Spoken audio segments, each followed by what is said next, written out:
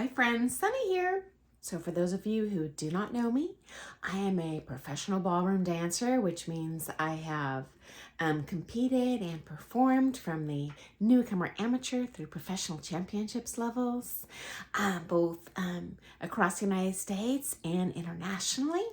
And I previously owned the largest ballroom dance studio in the United States for over 15 years. And so I am here today to share with you kind of the inside information from the perspective of someone who's been in this industry their whole life. So this will actually be part two of a two-part video because I realized once I got recording that first one that, oh my gosh, there's a lot of fun info here to share you might enjoy. So if you would like to see that first video, I'm going to include it in a link right below first thing in those comments. So definitely take a peek at that if you haven't already. Okay, so number 6, pro secret, okay? Often the teacher does not know the man's part and or the lady's part. I find this particularly with the pro male dancers, okay? What does that mean? Well, I've previously shared in kind of the accreditation process, certainly when I was going up through the ranks. As lady, I was tested on both the man and lady's part. I had to dance both. If you were a male teacher, you only had to demonstrate the man's part. You academically had to answer questions as both a male or female pro, but you didn't have to dance that part. And a lot of people, they just, like any high school test, you kind of cram for it, take the test, and bang, it's done. Never have to think about it again. So, the upside of being a male is you are physically larger than the female pros. And even if you don't know her part, you can kind of manhandle her through it, particularly if you're a skilled championship level pro. She doesn't have to know her part. If you're a good lead, you'll kind of make her do her part by doing your job well. Ladies don't get this luxury. We do need to know both parts. Now, all low-level, meaning social dance lady teachers, female teachers are going to know the man and lady's part. But I have found just a couple pros as elite level females that are fully booked just because they're an amazing follow.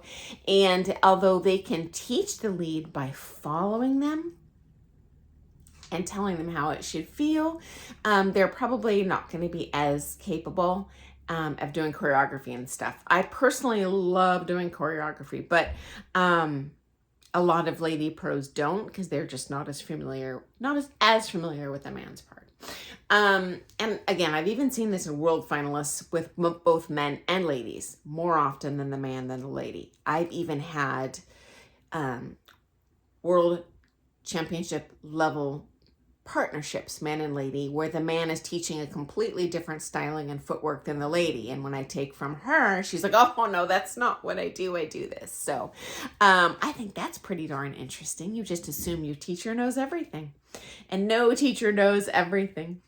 Okay, next up, number 7 secret of professional dancers, okay? So, top secret, don't tell. Teachers come in a huge variety of skill levels, okay? All are not created equal. Most of us can and do teach every sort of partner dance, okay? But without exception, every top level pro specializes in something. For example, international standard, waltz, tango, foxtrot, Viennese waltz, quickstep. That was my specialty. Doesn't mean I can't teach everything, but if you really want to get the most value for your lesson, you're going to take those styles from me. I do teach particularly social dancers, all styles, because I want them to use what I teach in their daily life. But for competitors, I always nudge them towards doing my specialty. Or if they want to do something else, I'm honest. I'll say, hey, that's wonderful. You want to do Latin. I could take you through, bronze. And I've had even a couple couples, win at bronze in pretty big comps. But I'm going to immediately siphon them off or refer them to someone that I feel is better and more of a value for your money, okay? And then in the kind of ancillary partner dance styles, West Coast swing, Lindy hop, Argentine tango. These pros usually specialize salsa in only one style of dance. The ballroom and Latin teachers tend to do a number of them though, but no one is master of everything. If someone claims to be a jack of all trades and the best trainer on everything, warning sign, find another teacher, okay? They're just being greedy. Next secret, number 8. We genuinely become emotionally attached to our students. I had no idea about this really, truly until I turned pro. I just thought if the teacher was asking me personal questions or invited all the students out for dinner at a comp or something, that they were just being nice or trying to curry more lessons or something. But no, the reality is I, respect, I enjoy hearing about people's personal lives. They do become true friends. They become lifelong friends. I have several students who have long since retired from dancing, all of them due to personal injury issues, but I still go to lunch with them every once in a while and just love to catch up on what they're doing, okay?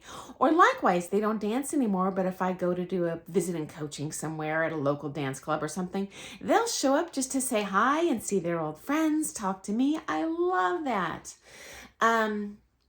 So yeah, we're genuinely attached to our students, not just as a business relationship, but as a friendship.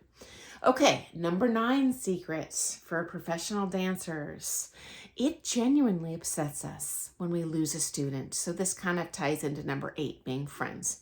But all of us lose students regardless of skill level. I've seen the top pros in the world who are teaching all the top couples lose a student.